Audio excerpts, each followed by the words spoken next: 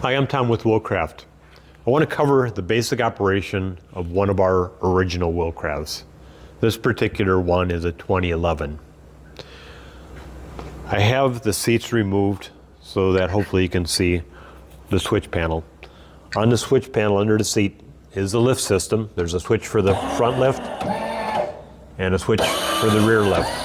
Press down to go down, press up to go up. They can operate independently. Also on the switch panel is the ignition switch. There's a choke on the engine. Choke it. Give her a start, flip her off choke, and go. Also on the switch panel is a headlight switch. It has headlights and tail light. There's also another switch for some interior lights or accessories if you care to install them. Operation of it, like I said, the seats are removed so you can see. Someone will be sitting on this puck. Steering is off to your right. Pull back to go right. Push forward to go left. A twist throttle to accelerate and a handbrake. You want to have a light grip on this. You don't want to squeeze it and grab it, because if you're in a panic stop mode, you're going to be hanging on to the throttle and twisting it to go faster as you hit the brake. So don't do that. Just a light grip, and once you get comfortable with it, it's amazing how fun this machine is to drive and how responsive it is. On the back is our gear selector. The one to the right is a gear selector. Straight up and down is neutral. It has to be neutral for the vehicle to start. One click to the left is reverse. One click to the right of neutral is first gear. 2 clicks is second gear. The other lever is a locking differential. Put a little pressure on, and once the pins mesh, now keep in mind this isn't a ramping system, it's pins into a collar. And so you're going to be putting a little pressure on this lever. The wheels need to be turning at a different rate of speed, whether one's stuck and it's spinning out, or whether you anticipate a tough terrain. You want to take a sharp right-hand turn, left-hand turn, just so the wheels are running at different rates of speed. And once that pins mesh with the collar, this will move an additional inch, and at that point you can lock it into a little hook down here at the base of the engine. Now you're in posi traction. Once you're in gear, once you're in posi traction, you're good to go. It's a very tough transaxle, but as you're making these gear changes or locking in, you want to do it with a little bit of finesse. A word of caution on the shifter. As you're in reverse, backing into some tough conditions up a hill, into the snowbank, whatever, and you have some forward push on it, the gears will bind. So if you want to take it out of reverse, you're going to feel some pressure on this shifter. You're not going to be able to pull it out of gear, and just don't yank on it, because it's a 1/4 inch pin into the transaxle, and you can break that pin. So if there is resistance, do a little body English, take the load off. Worst case scenario, shut the engine off, retract the wheels if you have to. Just know that it should change from reverse to neutral to first gear without effort. Some safety precautions. Make sure your buckets are in whenever you're moving. We call it a bucket plug. There's a neoprene gasket that provides a watertight seal. There's 3 fishing holes in it. There's also a safety strap. So you absolutely must have these in order for the machine to float.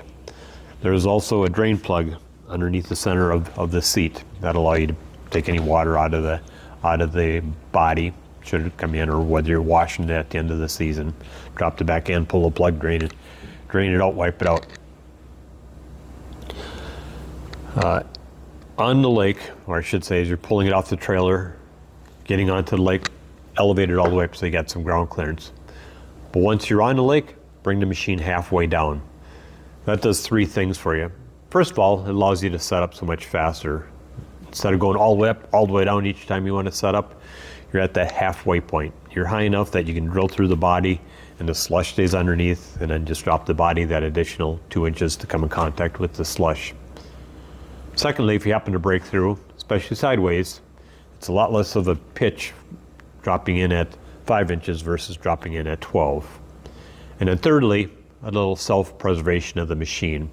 Should you be cruising along, encounter a crack or a hole in the ice, less of the front tires are vulnerable to impact. You still want to be on the ice, you still want to travel at a safe rate of speed, slower better as far as I'm concerned. Some equipment to bring with you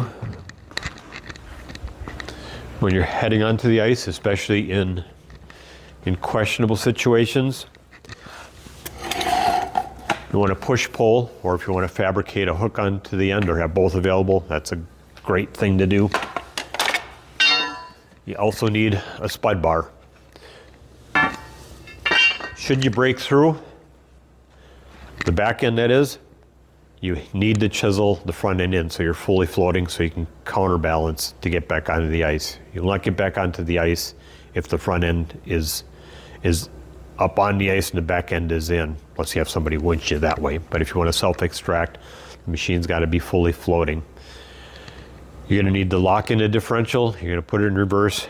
You're going to stand in the machine facing backward with your push-pull in hand and your other hand on the twist throttle. You're going to want to get a little momentum, and as soon as you get right close to the ice, a quick little throttle up and a push with the pole, or if it's deeper water, you need to hook the ice behind you. So it's a timing thing.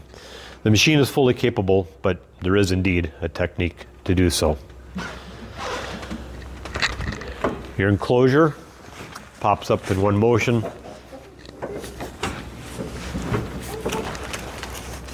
There's a access door in front, right behind the hood. If you don't want to drop the top, to hold the top up, there's a ring and a pin on both sides that'll hold the top down.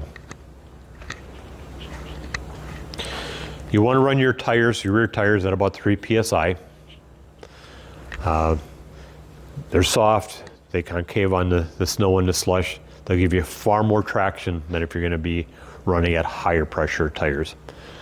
Higher pressure in the tires. Front tires, you can run at 4 to 5 psi. That's a nice pressure to run them at. There is an auger mount on the front of the machine. You can also bring the augers inside, especially now with the battery-powered augers. Just lay it on the floor when you're not fishing. I like to fish across the machine in the older machines. So this guy can turn sideways, fish this hole. You have a auxiliary seat up towards the front. You can fish across. That gives you a whole bunch of elbow room for two anglers.